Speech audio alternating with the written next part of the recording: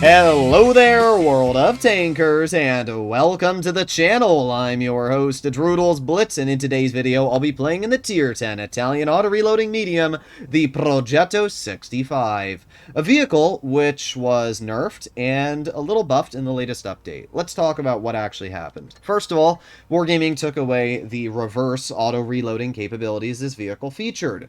Previously, if you dumped your clip, you would gain DPM. However, Wargaming has now reverted that. We can see Shell 3 has a 4.53 second reload. If you pair that with the 3 second interclip, it means that it is a 7.53 second reload. Shell 2 is 6.34, so add on an additional 3 seconds, and you're looking at a 9.34 second reload, and Shell 1 is 8.15 seconds, which is still a bit longer than Shell 3. So the Progetto now features the most effective DPM when firing once and reloading once, and firing once and reloading once, while having 2 additional shells in your clip.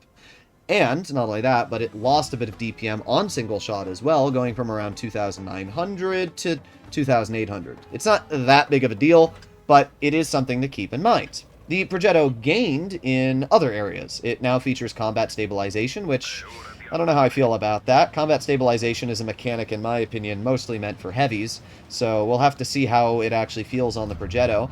And not only did it get combat stabilization, but it also got better base dispersion, which I'm actually really happy about, because the Progetto's base dispersion is pretty mid. Okay, what are we doing, bro? What are we doing? What are we doing? Oh my god. But yeah, the Progetto's base dispersion has always been kind of mid, and I never liked that about the tank. But with Wargaming buffing its base dispersion, I think it actually might make this tank quite enjoyable to drive now. Also, of course, Petro Fight in the TVP has already managed to nuke himself. I have seen that player a lot of times, and he only drives the TVP and usually manages to die pretty quickly. Well, really, the 140 hits me, that's unfortunate. But at least we hit him back, so not terrible. You can see the FE2 and 5B right in front of us, and we're going to get 1 shell into the FE2 and 5B. I also know he's on reload, so we're able to get a 2nd shell into his tank. And just like that, we stripped 700 HP off of his vehicle.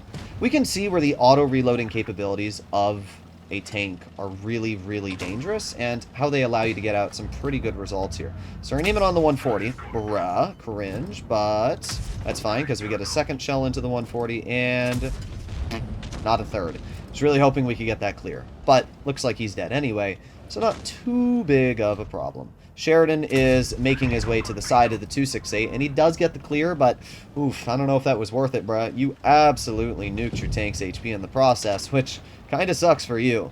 So what are we going to do here? We can see the Sheridan, we can see the FE2 and 5B, we can see kind of the whole shebang. I'm going to wait just a teeny bit for my final shell to get loaded in, and we're going to get the clear on the 2 and 5B. Then I'm going to make my way over to the Sheridan, ignoring the 268 version 4. We're going to get a nice little ram in, bringing the Sheridan down to a 1-shot, and oh, you know what, actually, I'm going to play this smarter. I know the Sheridan's not going to out-reload me, so might as well wait for my final shell to reload, get the clear into him, and then I can push this 268 version 4. And once again, we're going to get our 3rd shell here, so we can get 1 shot into the 268, we can get 2 shells into him, and we can reload our 3rd shot as well, getting the clear, and putting ourselves up to 3,600-ish damage? Yeah, 3,700.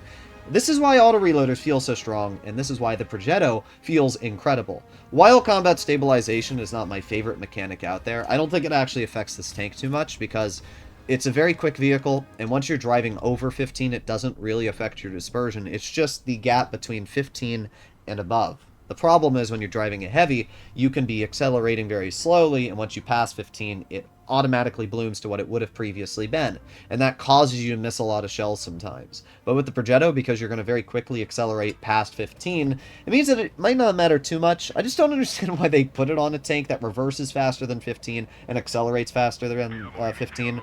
Maybe they should have buffed it up to like 20 kilometers per hour, that way at least your reverse speed didn't get affected too much, but oh well. We are going to make our way right into this bush here, and we're going to see what we can do. Let's see, and we chill. Now this is a fairly basic position, but it should do the job early game. Our Sheridan is getting some spots, and actually gets a pretty good shot into that, that boss Shotzion. The reason I'm not pushing up is because we don't have enough support. We have 3 teammates off on the other flank of the map, which is pretty bad if you think about it. So there's no advantage for me right now, at least, to play aggressive. I can just wait, and what I can kind of hope is that the enemy's going to make some over-aggressions. There you go. Nice shot into the back of that XM66F, which is exactly what I was hoping. And now we reload. We can see the Progetto, we can see the Ag Tiger, and we can also see the Type 71. So we can actually see the entire enemy team over here. Ah, that's who it was. The Projet Luis is who was shooting my teammate. Okay, well this is not great. Oh, yeah, this is actually worse than not great. This is really, really bad.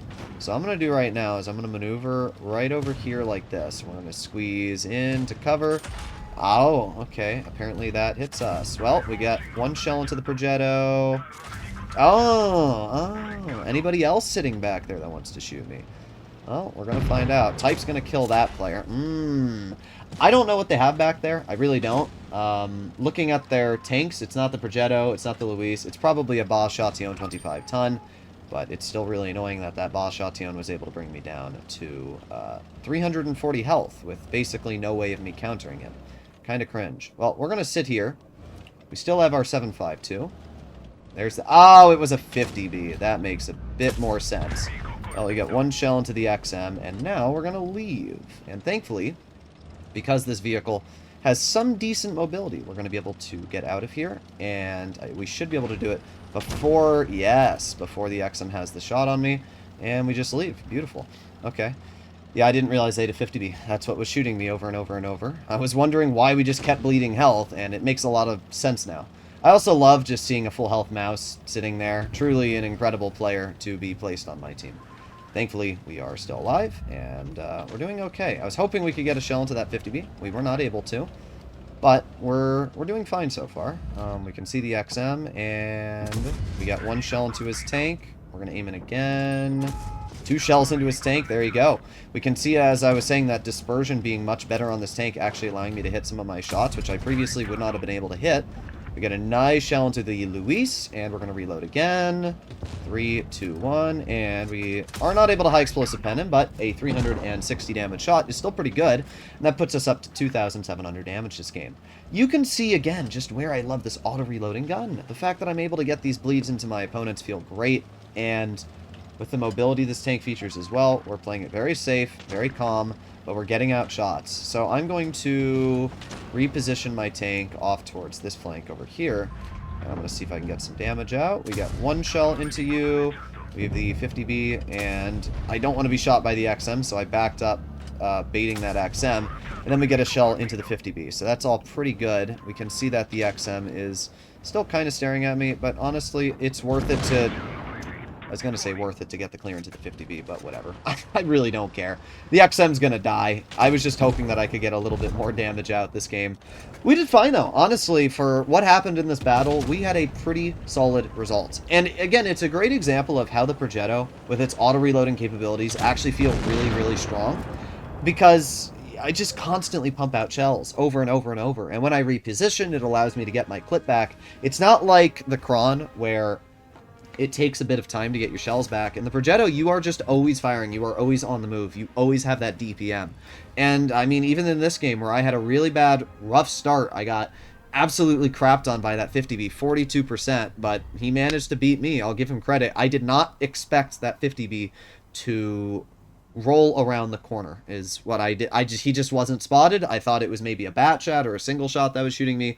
And by the time I realized it was not a loader, I'd already lost 800 health from his tank, and when you pair that with the XM also sitting back there, and the fact that the Progetto was the only tank I was shooting at, I think I lost about 1,200 health for that, so it really was not a good trade whatsoever. At the end of the day, the Progetto, I really like it. Looks like we're not getting into another game there, but I really like the Progetto. I think it's a fantastic tier 10, and even with these changes, I think it's still really strong, because the things that I didn't like about the Progetto, like its bad dispersion, were buffed.